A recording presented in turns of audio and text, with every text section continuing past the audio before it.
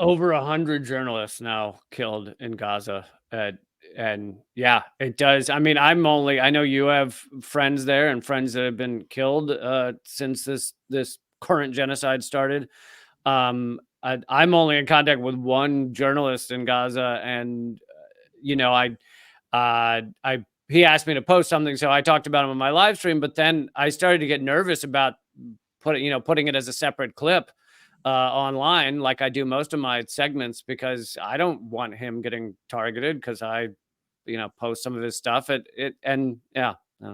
No, exactly. I'm talking to my friends all the time there, and I'm just like, can I share this? And it's just like I don't want to reveal where they are. I don't. I mean, Israel's so crazy that like because we are prominent voices that are critics and they already hate us, they literally would do that. Like just because they're so effing nuts, like they would just kill these people just because. I mean, look at Rifat. I mean, Barry Weiss called him out. He was a viral, beloved Palestinian, and she called him out, and then he gets all these death threats, and then gets like a surgical strike assassination into his apartment floor, the apartment of his sister, killed so many people because he was a critic. And they're doing that. They're going and just taking out all the dissidents under the cover of this quote unquote war. Yeah, and I've made the point several times that it's not.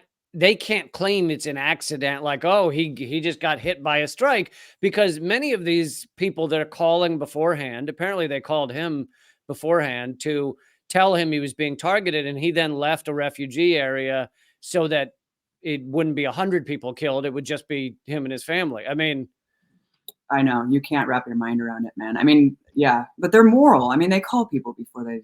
right. That makes it moral. Yeah, I mean, the fact that they're killing their whole families too. I mean it's incomprehensible, like especially Walid, I think his name is, that Al Jazeera bureau chief based in Gaza. It's like how much Yeah. more pain and suffering can one person endure? They took out his whole family, His right? whole family, and then his eldest son yesterday. I woke up to another story of his eldest son in a safe zone, just doing journalism with another journalist, and their car was targeted with a drone strike. And then now he has to bury his eldest son, and and then his cameraman was shot with a sniper. And this is what's so dystopian too. They have like robotic, like sniper assassins that they're deploying because they're too cowardly to go and do ground combat, and so they're just sending out these robotic assassination tools to go and just kill these people. And so I think that's what shot his cameraman. And then they literally prevented ambulances from going to help him, and he bled out over the course of like 6 hours. Like Al Jazeera had like a live stream ticker going saying like is this really happening? Like, is the world really going to allow our cameraman to die? And then what do you know, no one stepped in to intervene, and so he died.